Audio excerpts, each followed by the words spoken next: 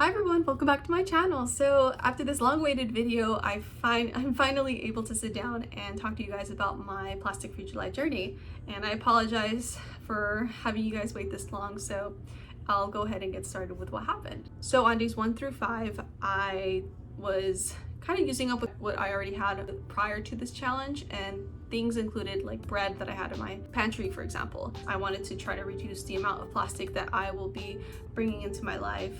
Now during day 3 to 5, I actually went down to San Diego, which I'm originally from, and I knew it was going to be a bigger challenge because my family, they don't really live a zero waste lifestyle like I do. I tried my best to be prepared with what I was going to go get myself into when I was down there. I brought my own stasher bags, like there are these reusable silicone bags, a plastic container as well.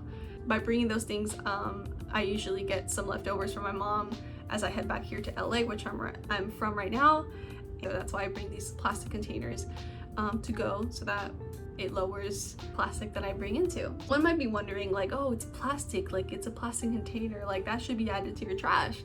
But as long as the container is reusable, that's all that really matters. I would kind of argue against like throwing away their plastic Tupperwares and replacing them with the glass or stainless steel ones, because that's sustainable. But it's not really sustainable if you're throwing away things that are still good in use. It really defeats the purpose of living in zero waste.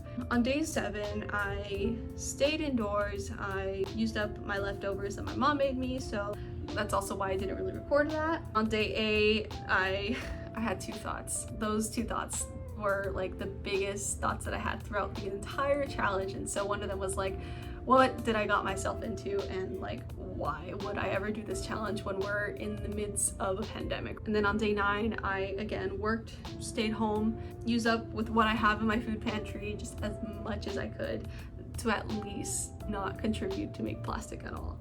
Throughout that day 9, I was starting to realize that leftovers were my BFFs throughout this challenge. So on day 10, I finally made the breakthrough by going to the Long Beach Farmers Market and try to get some produce. On days 11 through 12, I was basically using up the produce that I bought in the farmers markets and used up to make a recipe. Day 13, I became quite reflective. I've been just surviving off of leftovers and lots of canned goods, because those are highly recyclable. I'm buying things in bulk at this time of COVID-19. I don't think it's gonna happen anytime soon, so that's like one of the things that made me think during this challenge that it's not gonna be perfect because of this pandemic, that it changes how we consume. It's not forever that people who lived in a zero waste lifestyle, they now have to readapt to what they were doing before, like using the plastic bags and all. But try not to beat yourself out of it, because I'm trying not to every day during this challenge. Day 14, I finally decided to get some groceries at like those big chain stores. It was hard seeing my favorite foods in plastic, especially like my favorite snacks. I think it's vegan protein cookie that I would get like all the time throughout my years in college, and that's in plastic. And so like it was hard to fight the urge. So the first time in this month, I finally went to the grocery store, but I did get some plastic, or I will eventually. I went ahead and got my usual almond milk. The only thing that is plastic is the cap that's going to go to the jar eventually. And I got some broccoli from my cloth bags, thank the Lord. I was able to bring my own produce bag. They said that I have to put my stuff inside, which is fine. If only they have it in like Asian markets, but in bulk, but it's tofu, and unfortunately I have no choice but to resort to tofu. I like making a simple, it's like a beef and broccoli substitute. It's a tofu and broccoli, and it's so freaking good. I got bananas. I realized that there's no stickers in here, so no plastic. Yes! Don't you hate it when you go to a grocery store and you're hungry and kind of a little bit exhausted from work, and you just want something like very convenient? And a lot of those ready-to-go meals, they come in plastic. So I tried my best to kind of get something that does not come in plastic, or maybe has like a minimal amount of plastic. And so I found this, and it's paper, and the only thing that's plastic, which I have to remove, is the nutrition facts on the label, as well as this guy. So on day 15, my boyfriend's sister told me about this zero waste bulk store, and it's called Terra LA, and really wanted to go down there and get the essentials. And so going into that store was quite amazing because they had like everything like that you needed, but there's also things that like I didn't know that they have, and they had like matcha latte powder and even kombucha on tap. Like, girl, I love kombucha. For those who don't, I'm sorry. I'm sorry that we can't really be friends. No, I'm just kidding. I'll still be your friend. So for this challenge, the only thing that's going to go to my jar are these stickers, which is totally fine. And all of this is paper and it's not lined with plastic. I got some quinoa granola, some chai super latte, and then I got the same thing but matcha, oregano. Yeah, this is the matcha that I was talking about. Lentils, dark chocolate colored almonds, rolled oats, and some brown sugar. I asked them to fill my honey and sesame oil right here, and then this looks like fat, but it's peanut butter. Day 16, nothing too exciting happened, so another reason why I didn't really record that day. Again, I was using up the food that I recently bought from Sprouts. So on day 17 and 19, I was again in San Diego. I was there for a biopsy, and after the procedure, they provided me with a paper bag filled with band-aids and the plastic lining to take off the adhesive from the band-aid. That's in plastic, so that's in the jar. And so that's an example of things that you kind of have to accept to contribute into your trash haul throughout the month of July. Again, had leftovers from my mom, which really helped. On day 20, that's when I had like the downfall of me doing this challenge, because I couldn't really do a lot of strenuous activities, so I wasn't really cooking as much as I could throughout the last like 10 days of this month. That kind of led me to get some takeout. I would say like, hey, please, I don't want plastic utensils, I don't want a straw in my drink if I get a combo or something. Day 21, I was using leftovers from my mom. Day 22, I again ordered more takeout. This is the part where the challenge where takeout is your best friend. I ordered something from DoorDash and I requested no utensils or napkins, and lo and behold, they gave me these guys. So comes in a paper bag, but it has like a sticker which I can't really get out, but I'll try my best to add that in the jar.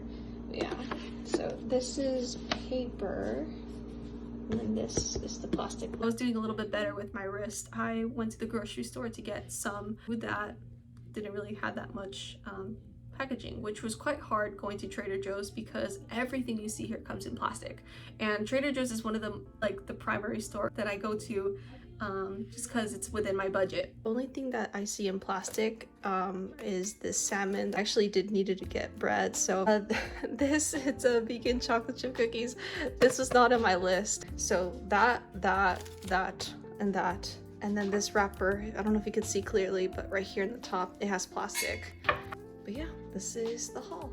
And of course, you might see some cans and all that jazz, and obviously glass and aluminum are highly recyclable, so it's good to kind of look to those alternatives when you're going plastic free, but I think this is quite good. So on day 23, I was using the leftovers I made from the grocery stores like on day 22.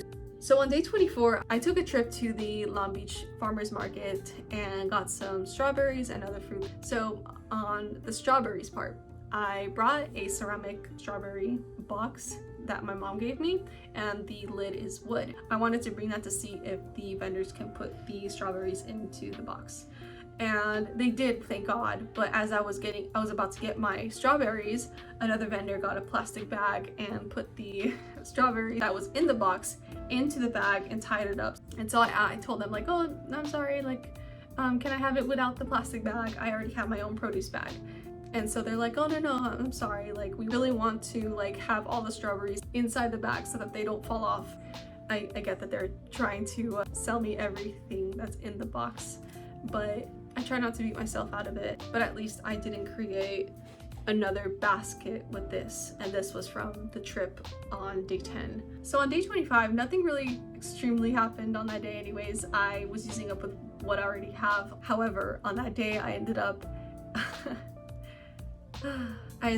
running out of toilet paper, but I realized that the plastic-free store that I go to, Bring Your Own Long Beach, they also sell toilet paper that does not come in plastic, and it's a brand called Who Gives a Crap. So day 26 is that when I booked an appointment with Bring Your Own Long Beach to get some personal product and try to get some toilet paper. Also on that day, because I did a mini grocery run and to make a recipe with chicken, and I was about to bring my own I was about to bring my own Tupperware to ask the deli to put my chicken in the container, but I feel like with what's happening with COVID, they're most likely going to say no. That's why I didn't really bring my container.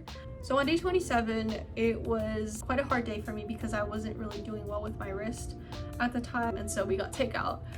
And boy, takeout for both lunch and dinner were the biggest additions to my trash that you'll see here. And so we did try our best to look for places that have little to no plastic packaging, but it's really difficult, especially during COVID. Days 28 and 30, I avoided takeout, whatever cost, because that was when I was looking at my pile and I'm like, okay, I need to stop doing this. I need to cook whatever I had. And at the time, like, my wrist was doing a little bit better. So on day 31, I had to go back to San Diego. Although it was the last day of this challenge, I wanted to again continue on prepping, and just like that, the challenge was over. So the takeaways, I didn't really realize the amount of plastic packaging that I was contributing into my life throughout this month. And those things included like snacks and things that kind of come in paper, but it's like has that line of plastic, and so it's just things that kind of like yomp in my head. I really need to get better at that. So the next thing that I had, again, it made me reflect on the things on that I have in plastic prior to this challenge, because again, I was using them up, but I was thinking, what are better ways for me to invite in my life that come with little to no packaging? So the next takeaway that I have down here is that I felt lucky and fortunate to be able to afford and buy these things that come little to no packaging. I also feel quite like guilty that I'm able to do this, because I really wish that everyone, regardless of their socioeconomic background, that they're able to get access to living a low waste and sustainable lifestyle. So I feel like that's one of the biggest changes that a lot of companies and communities and cities that really need to change, and they really need to think about and put these people first in terms of living a better and healthier and much more sustainable lifestyle. That's like one of the biggest changes that I really want to put my activism on there. And the last takeaway, I mean, I wouldn't really call it a takeaway, it was just like a little tip that helped me. I bought glass or aluminum packaging because those are things that are highly recyclable. I used those because I wanted to avoid plastic. If this was a no trash challenge, the glass and the aluminum would have been included. Now the moment you've been waiting for, what does my trash look like? So let me bring that out. So this is all the trash that I've invited throughout the month of July. So if I can quickly skim through here, this white box right here is tofu. These are lids from my takeout. As you can see, these are styrofoam takeout boxes, which is styrofoam is considered plastic. Plastic utensils and a plastic straw, lids, and this little guy right here, followed by this cup and these other plastic cups that I've had, and then a little rubber band that's in there, and this guy right here. And so you might see like this brown paper bag. It's actually a mixed material, so unfortunately that had to be in my jar. A lot of things that is in here is plastic wraps from snacks, a plastic bag, a lot of stickers from the produce, and much more. They all fit in the 16-ounce jar. I feel like Lauren Singer, like carrying all of her 5 years of trash in here, but this is a month followed by these things. So would I recommend doing this challenge? Obviously yes, but I would also advise to not beat yourself up, because again, we're in the middle of a pandemic, and so plastic has made a major comeback, It might be difficult for some because they come from different sorts of socioeconomic backgrounds. So just try your best. Don't beat yourself up. As long as you're aware, and as long as, and I did mention this in my Instagram live video, that as long as maybe like 2 million people are doing 10% and trying their best in living more sustainable, and it's better than doing that than having those 2 million people not doing anything at all. And so that was my Plastic Free July journey. If you enjoyed this video, please go give this video a thumbs up, and with that, I'll see you guys till next time.